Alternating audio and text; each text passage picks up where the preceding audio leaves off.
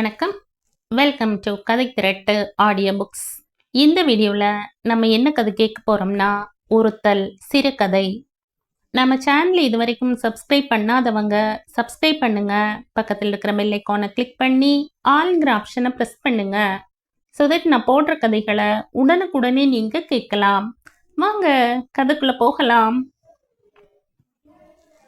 புயல் ஓய்ந்த இடத்தை போல காட்சியளித்தது வீடு. அலைந்து திரிந்து கடன்பட்டு எப்படியோ என் கல்யாணத்தை நடத்தி முடித்த அப்பா வாசப்புற கயித்து கட்டிலில் கண் அசந்து கிடந்தார். கல்யாண சாக்கில் ஊரிலிருந்து வந்து டேரா அடித்துவிட்டு போன உறவு முறைகளுக்கு வடித்து போட்டு களைத்து போன அம்மா சில்லிட்டு போன சிமிட்டி தரையில் தலையணை விலகியது தெரியாமல் உறங்கிக் கொண்டிருந்தாள். பாவம். கல்யாணம் முடிந்து நல்ல நாள் இல்லேன்னு சாந்தி முகூர்த்தத்தை 2 வாரம் தள்ளி போய் நாள் குறித்திருந்ததால் உறவு முறைகள் போட்டது போட்டபடி கிடக்கூரில கிளம்போணும்னு மெல்ல மெல்ல கலைந்து போயிருந்தனர் அரை மனசாக. சிறுக சிறுக சீட்டு கட்டி அம்மா வாங்கி சேர்த்திருந்த பாத்திர பண்டங்கள் தாய் வீட்டு சீராக புகுந்த வீட்டுக்கு அனுப்பப்பட்டிருந்ததால் வீடு வெறிச்சிட்டிருந்தது. எல்லோரும் தூங்க போன பின் மாடியில் இருந்த முதலிரவு அறைக்கு நான் அனுப்பப்பட்டேன். எதை நினைத்து இத்துணை நாளும் உள்ளூர நடுங்கிக் கொண்டிருந்தேனோ அந்த நேரம் நெருங்கி கொண்டிருந்தது. என்னை போன்ற 23 வயது கன்னிகள் காதல் கற்பனைகளிலும் கன்னி கனவுகளிலும் மூழ்கி முதலிரவு கற்பனைகளை அனுபவ ரீதியாக அனுபவிக்க துடித்து ஏங்கி காத்திருப்பார்கள்.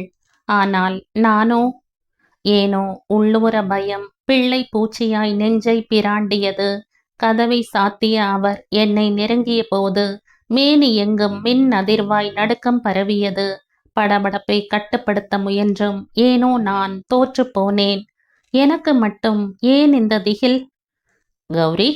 அவரின் மென்மையான அழைப்பு என்னை குளிர வைப்பதற்கு பதில் வேர்வையில் குளிப்பாட்டியது.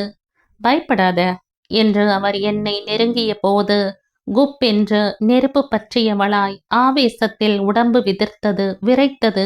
என்னை அறியாமல் வீறிட்டேன். வேண்டாம், என்ன தொடாத, என்ன விடு, ஐயோ பாவி. நான் அனிச்சையாய் பின்னுக்கு நகர்ந்தேன்.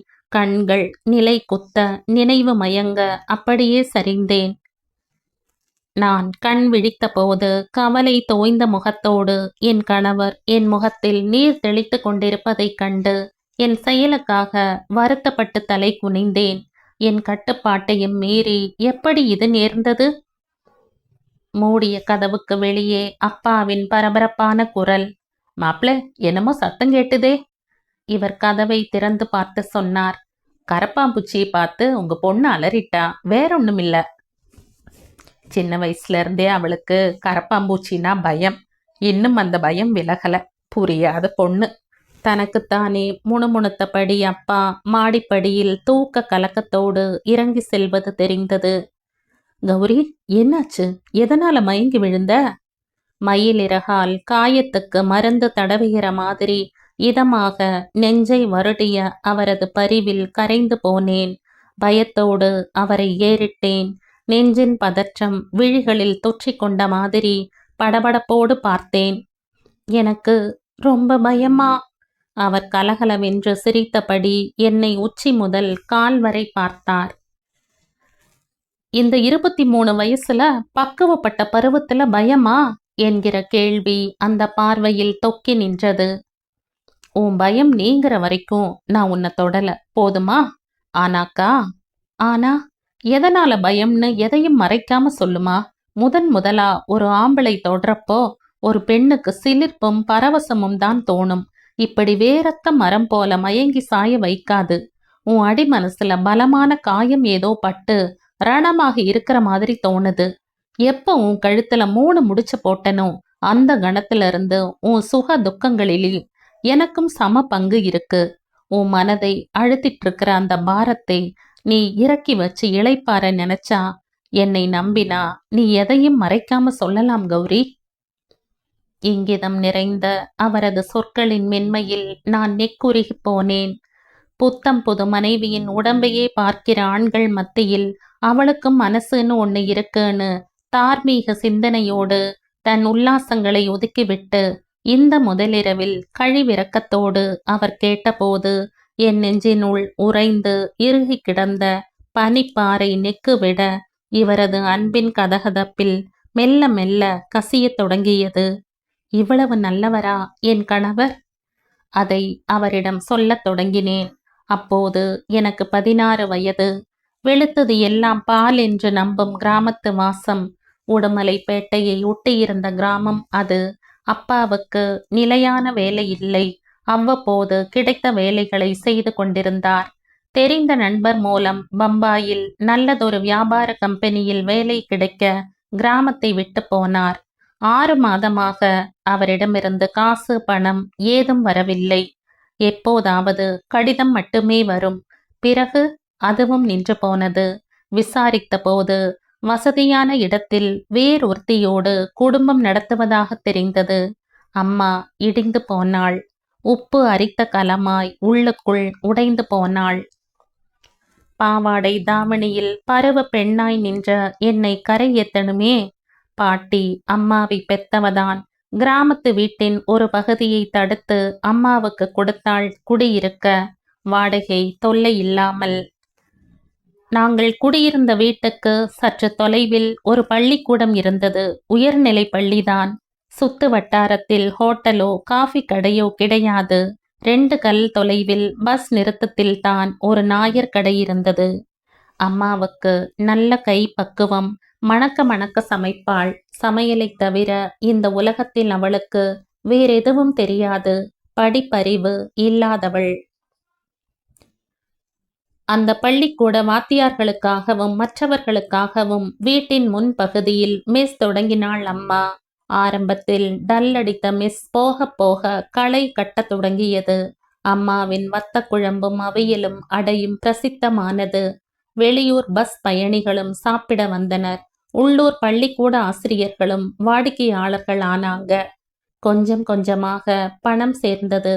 என்னை கரையேற்றும் முயற்சியில் யார் கையையும் எதிர்பார்க்காமல் அம்மா சுய உழைப்பால் காசு சேர்க்க ஆரம்பித்தாள். அம்மா ஒரு விஷயத்தில் மட்டும் ரொம்ப கண்டிப்பாக இருந்தாள்.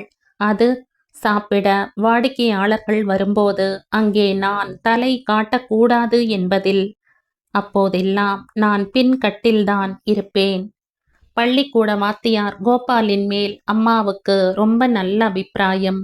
30க்குள்ளிருந்த அவரது வயதுக்கேத்த குறுகுறுப்பு இல்லாமல் தலை குனிந்தபடி சாப்பிட்டுவிட்டு முதல் தேதி வந்ததும் மொத்தமாக பணத்தை எண்ணித் தரும் அவர் மீது அம்மா நல்ல மதிப்பு வச்சிருந்தாள். கௌரி, சிவங்கோயில் வரைக்கும் போயிட்டு வர்றேன், வீட்டை பார்த்துக்கோ. அந்த கோபால் 7 மணிக்கு சாப்பிட வருவான். இன்னைக்கு ஒரு நாள் நீயே பரிமாறிடு என்ன என்றபடி அம்மா வெளியேறினாள். கோபால் வெளியூர்காரர். உத்தியோகம் காரணமாக கிராமத்தில் தங்கி மெஸ்ஸில் சாப்பிட்டு கொண்டிருந்தார். தெரு விளக்குகள் இல்லாத நாட்டுப்புறத்தில் இருட்டு அடர்ந்த முன்னிரவு நேரத்தில் மங்கிய 40 வாட்ஸ் வெளிச்சத்தில் புத்தகம் படித்து கொண்டிருந்த நேரத்தில் கதவருகே நிழல் படிந்தது. நிமிர்ந்தேன். கோபால்தான். மணியை பார்த்தேன். 7. இவ்வளவு துல்லியமாக எப்படி அவரால் நேரப்படி வர முடிகிறதோ என்று வியந்தபடி மேசையில் உணவை பரிமாறினேன். அம்மா இல்லையா? சாப்பிடாமல் அந்த ஏகாந்தமான நேரத்தில் அவர் கேட்டது ஏனோ என் உள் மனதிற்கு வித்தியாசமாகப்பட்டது. கோயிலுக்கு போயிருக்கா. கௌரி, உன்னோட பேசணும்னு ரொம்ப நாளா ஆசைப்படுறேன். நீ இந்த பக்கம் எட்டி கூட பார்க்கறதில்ல. இன்னைக்குத்தான் நான் எதிர்பார்த்த தனிமை கிடைச்சிருக்கு. சாப்பிடாமல் பெருமூச்சு விட்டபடி அவர் தாபத்தோடு பார்த்தார். நான் துணுக்குற்று திகைத்து நின்ற அந்த நேரத்தில் பட்டென்று மின்சாரம் தடைப்பட இருட்டு சூழ்ந்த அந்த கணங்களில் சட்டென்று என் கரத்தை பற்றி இறுக அணைத்து மூச்சு திணற என் முகத்தருகே குனிந்து நான் திமிரி போராடினேன். என்னை விடு, என்னை தொடாத, விட்டுடு, ஐயோ பாவி என்று பயத்தில் அலறிய போது என் வாயை பொத்தியது அவனது கரம். கை கெட்டிய தண்ணீர் செம்பை எடுத்து நங்கென்று அவன் தலையில் பலங்கொண்ட மட்டும் இறக்கினேன். வலி தாழாமல் அலறியபடி அந்த இருட்டில் அவன் வெளியே ஓடினான். சாது பூனையாய் அவன் வேஷமிட்டது இப்படிப்பட்ட சந்தர்ப்பத்திற்குத்தானா?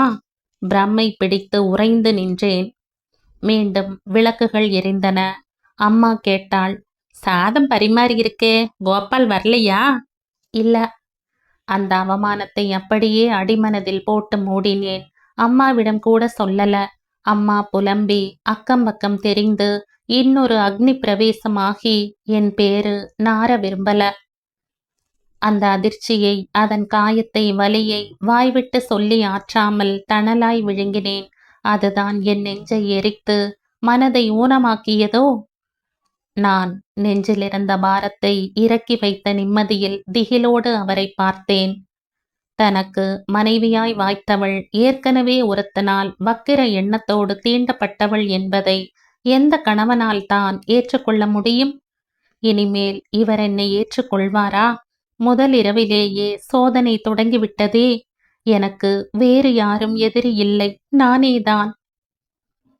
அந்த சம்பவத்திற்கு பின் ஒரு நாள் அப்பா நிராயுத பாணியாய் திரும்பி வர, அம்மா பழசையெல்லாம் மறந்து அப்பாவோடு பட்டணத்துக்கு வண்டி ஏறினாள். என்னையும் அழைச்சுக்கிட்டு. விட்டு போன படிப்பை நான் தொடர்ந்தேன். கையில் இருந்த பணத்தில் தெரிந்தவர் மூலம் அப்பா காஃபி ஸ்டால் தொடங்கினார். இந்த 7 வருடத்தில் எல்லாமே மாறி மறைஞ்சு போச்சு.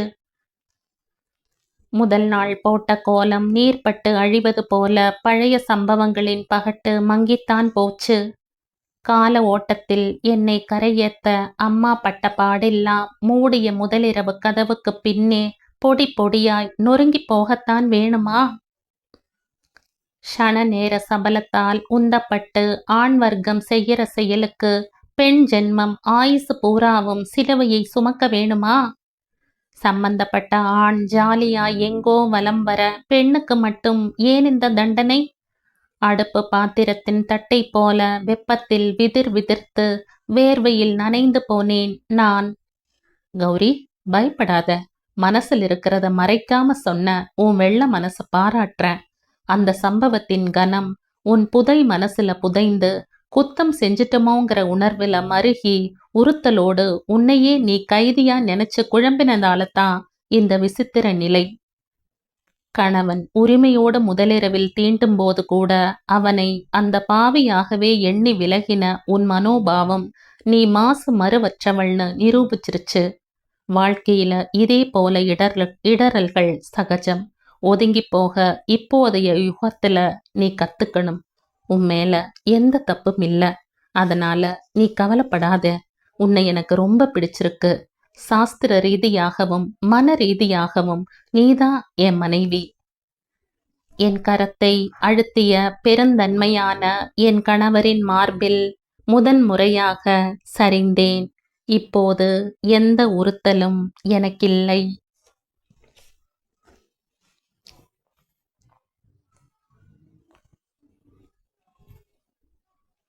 இதோடு இந்த கதை முடியுது. இந்த கதை உங்களுக்கு பிடிச்சிருந்தா லைக் பண்ணுங்க, ஷேர் பண்ணுங்க, சப்ஸ்கிரைப் பண்ணுங்க. மற்றும் ஒரு இன்ட்ரெஸ்டிங்கான கதையோட அடுத்த வீடியோல சந்திப்போம். பாய். தேங்க்யூ.